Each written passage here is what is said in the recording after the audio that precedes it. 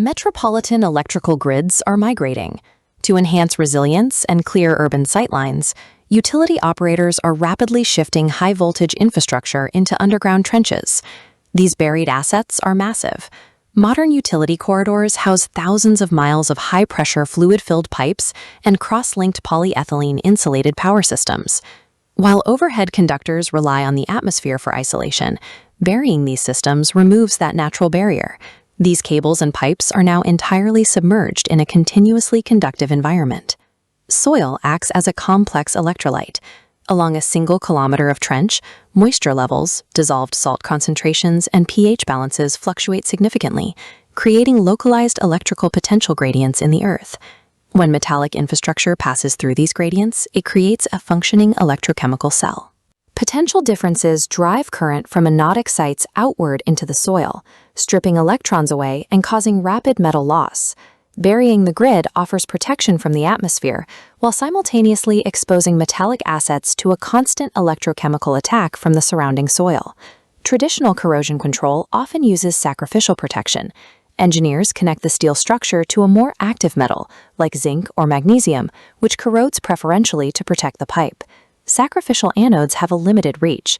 They lack the necessary current capacity and voltage to protect massive, well-coated, high-voltage grids spanning entire metropolitan areas. For urban infrastructure, the industry standard is Impressed Current Cathodic Protection, or ICCP. This method replaces passive chemical reactions with active electrical hardware. The first pillar of ICCP is the switch mode rectifier. As shown in this circuit diagram, the unit pulls alternating current from the power grid and converts it into a controlled direct current that is actively driven into the pipeline. The second pillar relies on mixed metal oxide anodes. These are dimensionally stable and chemically inert, allowing the rectifier to pump high current through them into the soil without the anodes dissolving or losing their structural integrity. ICCP provides the shear electrical force necessary to protect miles of urban pipeline. But this active injection of current introduces complex electrical dynamics into the local environment. Achieving effective cathodic protection requires shifting the pipeline's potential into a strictly defined, safe electrochemical zone. According to NACE standards, the potential of a buried steel structure must be shifted negatively past minus 0.85 volts when measured against a copper-copper sulfate reference electrode. Dropping below this negative threshold moves the pipe into the underprotection zone. The protective field fails, and active corrosion resumes on the metal surface. However, there is also a hard floor. Pipeline potential must not be pushed more negative than negative 1.5 volts. Pushing the voltage past negative 1.5 volts forces the system into overprotection. The excess electrical energy triggers hydrogen evolution directly on the pipe's surface. This gas formation strips the protective coating away from the steel. Furthermore, hydrogen ions can penetrate the metal, causing hydrogen embrittlement and stress corrosion cracking. Designers must balance the system within this narrow 650 millivolt window. Operating outside these parameters can cause the protection system to actively damage the pipeline. A perfectly calibrated ICCP model can fail in dense urban environments. Surrounding infrastructure leaks rogue electricity into the soil, destabilizing the pipeline's potential. The primary vectors for this interference are DC traction railways and high-voltage direct current transmission grounding electrodes. These systems routinely leak stray dynamic currents into the earth. Alternating current interference shifts the pipe's potential in an electropositive direction. It directly fights the rectifier's output, pulling the pipeline toward the active corrosion zone. Direct current interference is equally volatile, causing severe and unpredictable voltage fluctuation. Engineers attempt to correct these deviations by manipulating the firing angle of the thyristors inside the switch mode rectifiers.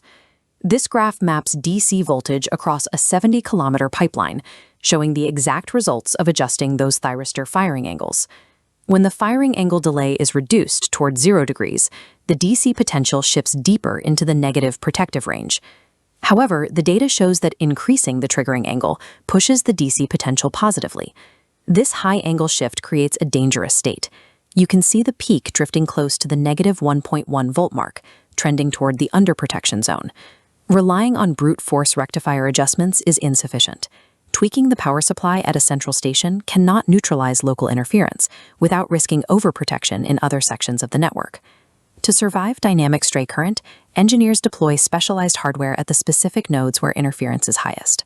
The first defense is the gradient control mat. These conductive mats are buried near the pipeline to intercept AC currents. They safely dissipate that electrical load into the surrounding ground, protecting the pipe coating and shielding personnel from lethal step voltages. For more precise control, engineers install solid-state decouplers and polarization cells. These devices act as electrical gatekeepers. They maintain absolute DC continuity for the cathodic protection system, while providing a low-impedance path to dump AC interference into the earth. Advanced mitigation strategies convert the interference into an asset. Engineers capture induced AC voltage from the pipeline and route it through a local auxiliary ICCP station. This station converts volatile AC energy and re-injects it as protective DC voltage, allowing the system to actively correct degradation using the interference itself. Through the use of decouplers and mats, engineers effectively isolate the pipeline from the electrical noise of the surrounding metropolis. Soil resistivity and interference paths are invisible and highly complex. Attempting to design these hardware mitigations using trial and error in the field is not a viable option. Instead, modern design relies on computational current distribution modeling. Engineers utilize finite element method analysis. They construct 3D digital meshes of the pipeline and soil, generating predictive heat maps to identify specific hotspots of current density and voltage spikes.